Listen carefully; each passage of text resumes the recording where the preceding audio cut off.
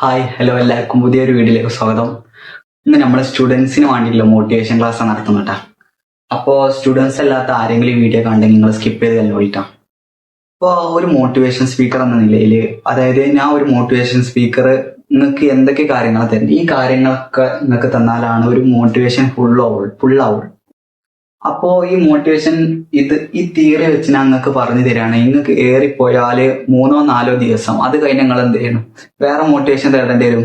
അതുകൊണ്ട് നമുക്ക് ഈ തിയറി ഫുള്ളൊന്ന് മായ്ച്ചു കളയാം.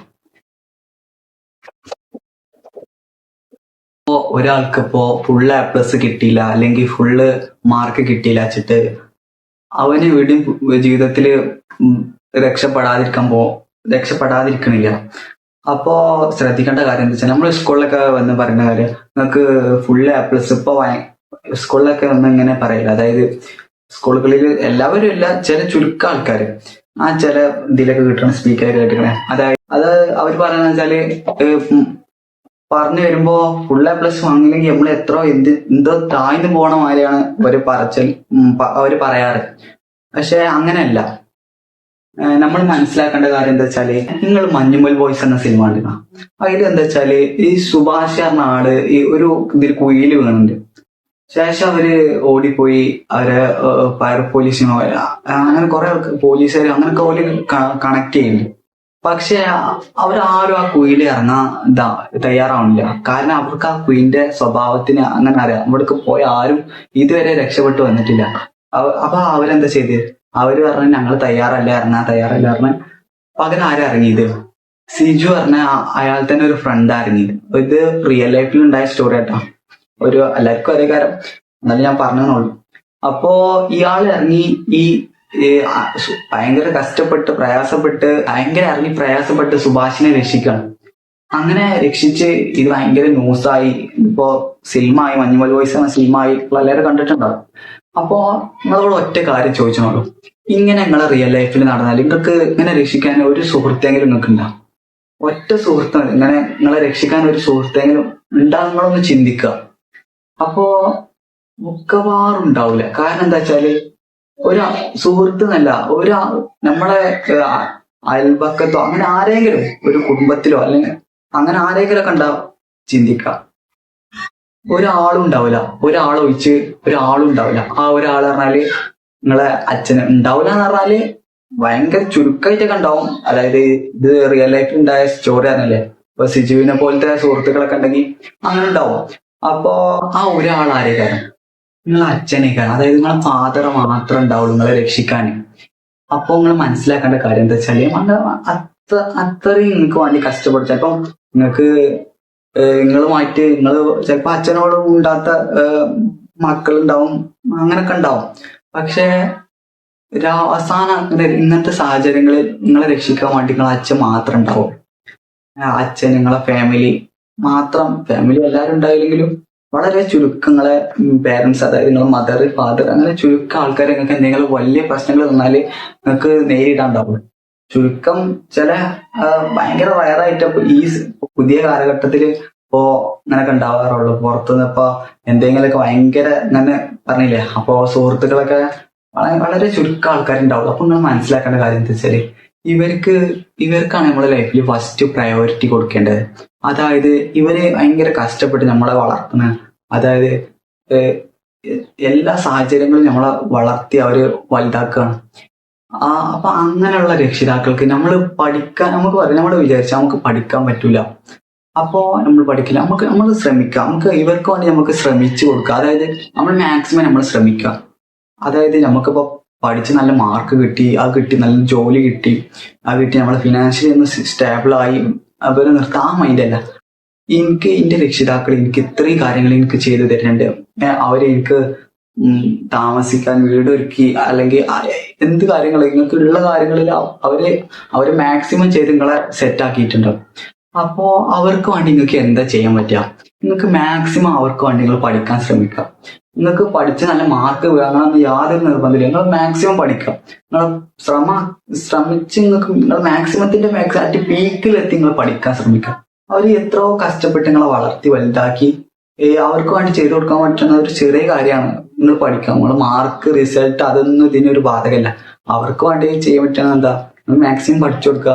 മാർക്ക് വരുന്നത് അതിൽ കുറഞ്ഞ മാർക്ക് അല്ലെങ്കിൽ കൂടുതൽ മാർക്ക് ഇതൊന്നും മാറ്റർ അല്ല. മാക്സിമം നിങ്ങൾ പഠിക്കുക.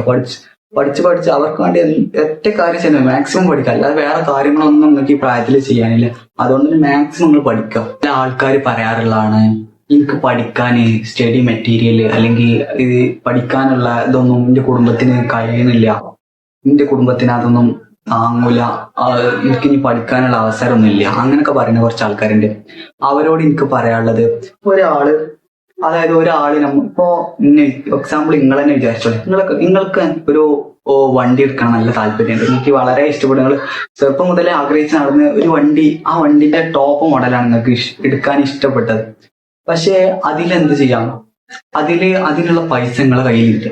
അപ്പൊ നിങ്ങൾ മനസ്സിലാക്കേണ്ട കാര്യം, നിങ്ങൾ എന്താ ചെയ്യാം, നിങ്ങൾ പിന്നെ കുറച്ചൊക്കെ ഇങ്ങനെ വെയിറ്റ് ചെയ്യും, പൈസ ഉണ്ടാക്കാം. പിന്നെ പറ്റൂല എന്ന് കണ്ടാൽ നിങ്ങൾ അത് നിർത്തി അതിന്റെ ബേസ് വേരിയന്റ്, അതായത് അതിന്റെ കുറച്ചും കൂടി താഴ്ന്ന വേരിയന്റ്, ചിലപ്പം അതിന്റെ എത്ര ഫ്യൂച്ചേഴ്സ് ഇല്ലെങ്കിലും അതിന്റെ താഴ്ന്ന വേരിയന്റ് നിങ്ങൾ എടുക്കലുണ്ടാവാം.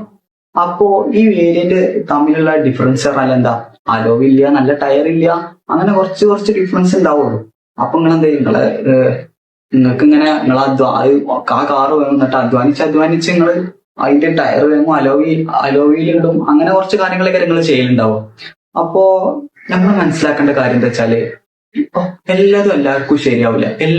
ഇപ്പോ ഒരു കഥ ഞാൻ പറയാം. അതായത് ഒരു ഭയങ്കര റിച്ച് ആയിട്ടുള്ള ആളടുത്ത് ഒരു കുട്ടി വന്ന് ചോദിച്ചു, നിങ്ങളൊക്കെ എന്ത് ഭാഗ്യവാന്മാരാണ്. അപ്പൊ അയാൾ പറയാം, എന്താ അങ്ങനെ ചോദിച്ചു, നിങ്ങൾ ഭയങ്കര റിച്ച് അല്ലേ, നിങ്ങളെ ലൈഫ് ഭയങ്കര സെറ്റല്ലേ, നിങ്ങൾക്ക് ഈ പൈസനെ കുറിച്ച് ഇനി അധികം ചിന്തിക്കേണ്ടില്ല, അതായത് ബിസിനസ് ഒക്കെ സെറ്റായി നല്ല രീതിയിൽ മുന്നോട്ട് പോണ ബിസിനസ്സാണ്, ഉറപ്പായി ഒരിക്കലും നഷ്ടം വരാത്ത ബിസിനസ്സാണ് നിങ്ങൾ ചെയ്തുകൊണ്ടിരിക്കുന്നത്, ഫിനാൻഷ്യലി സ്റ്റേബിളായി. അപ്പോ അയാൾ പറഞ്ഞൊരു കഥ ഉണ്ട്, ഒരാൾക്ക് പല രീതിയിൽ, അതായത് സാമ്പത്തികപരമായി മാത്രമല്ല ഒരാൾ ബുദ്ധിമുട്ടാണ്. അപ്പൊ അയാൾ പറഞ്ഞ കുറച്ച് കാര്യങ്ങൾ ഞാൻ ഇവിടെ ഒന്ന് എഴുതിട്ടുണ്ട്. ഒരാളെ ഏറ്റവും ഭാഗ്യന്മാരാണ് എപ്പോഴറിയാം, അയാൾക്ക് ഭയം ഇല്ലാതാവും. എന്തെങ്കിലും കാര്യത്തിൽ ഇപ്പോ എക്സാം ആണ്, ഭയങ്കര പേടിയാണ്, അങ്ങനെ ഇല്ലാത്ത ആൾക്കാർ എന്തിപ്പോ ചെയ്യുമ്പോഴും ഭയം ഇല്ലാത്ത ആൾക്കാരുണ്ടാവും, ഓല് ഭയങ്കര ഭാഗ്യവാന്മാരാണ്. അപ്പോ ഇതിൽ ആരെങ്കിലും ഉണ്ടെങ്കിൽ നിങ്ങൾ ഭാഗ്യവാന്മാരാണ്. പിന്നെ വിശപ്പ്, ഇപ്പൊ ഒരു നേരത്തെ ഭക്ഷണം വാങ്ങാൻ കഴിയാത്ത കുറെ കുടുംബങ്ങൾ നമ്മളെ ഇടയിലുണ്ട്. അപ്പോ അങ്ങനെ ഉള്ളതിൽ നിങ്ങൾ പെട്ടിട്ടില്ലെങ്കിൽ നിങ്ങൾ ഭയങ്കര ഭാഗ്യവാന്മാരാണ്. അപ്പോ ഈ രണ്ടിലുള്ളെങ്കിൽ നിങ്ങൾ ഭാഗ്യവാന്മാരാണ്. പിന്നെ ധനനഷ്ടം, അതായത് നമ്മളെ പൈസ കൊണ്ട് നമുക്ക് നഷ്ടം വരാതിരിക്കാൻ എന്തെങ്കിലും നഷ്ടം വരാത്തവരുണ്ടാവില്ലേ ധനനഷ്ടം, അങ്ങനെ ഇല്ലാത്തൊരു ഭയങ്കര ഭാഗ്യന്മാരാണ് അടുത്ത് പറയുന്നത്. പിന്നെ ജീവനഷ്ടം, അതായത് നമ്മുടെ കുടുംബത്തിൽ ആരെങ്കിലൊക്കെ മരിച്ച് അങ്ങനെ വിഷമിച്ച് കഴിയുന്നവരുണ്ടോ, അതായത് മദർ മരിച്ച അല്ലെങ്കിൽ ഫാദർ മരിച്ച അങ്ങനെയൊക്കെ വിഷമിച്ച് കഴിയുന്ന കുറെ ആൾക്കാരുണ്ടാവും. ഈ നാല് ലിസ്റ്റ് ഇതിലേതിലും ഇല്ലാത്തവര് ഭയങ്കര ഭാഗ്യന്മാരാണ്. അപ്പൊ അയാൾ പറയണേ, ഈ ടെസ്റ്റിൽ ഞാൻ ഫെയിൽ ആയിരുന്നു, അതുകൊണ്ട് ഞാൻ ഒരിക്കലും ഭാഗ്യവാനാണെന്ന് ഞാൻ വിശ്വസിക്കുന്നില്ല എന്ന് പറയും. അപ്പോ അയാളോട് ചോദിച്ചാണ്, നിങ്ങൾ ഇതിൽ എത്ര പാസ്സായി ചോദിച്ചപ്പോ അയാൾ പറഞ്ഞു 3 പാസ്സായി. അപ്പൊ ആ കുട്ടീനോട് ചോദിച്ചാൽ നീ എത്ര പാസ്സായി ചോദിച്ചു, ആ കുട്ടി പറയാം 3.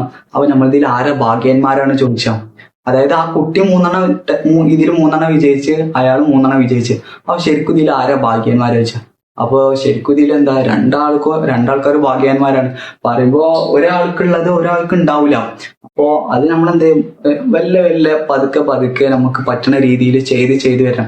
പെട്ടെന്ന് എനിക്ക് ഇങ്ങനത്തെ വലിയ PS5 അല്ലെങ്കിൽ കാറ് അല്ലെങ്കിൽ ബൈക്ക് ഇതൊന്നും വേണമെന്ന് പറഞ്ഞാൽ ഒരിക്കലും നടക്കില്ല. അപ്പൊ നമ്മൾക്ക് ഉള്ള മെറ്റീരിയൽ വെച്ച് നമ്മൾ മാക്സിമം യൂട്ടിലൈസ് ചെയ്യാം, മാക്സിമം എവിടുന്നൊക്കെ നമുക്ക് റിസോഴ്സസ് കിട്ടുന്നത് അത് ഉപയോഗിച്ച് നമ്മൾ പഠിക്കാൻ ശ്രമിക്കുക. അപ്പോ ഞാൻ വീഡിയോ ഒരുപാട് ലെങ്ത് ആക്കണില്ല. അപ്പോൾ വീഡിയോ ഇഷ്ടപ്പെട്ട എല്ലാവരും ലൈക്ക് ചെയ്ത് സപ്പോർട്ട് ചെയ്യുക. Okay, thank you for watching.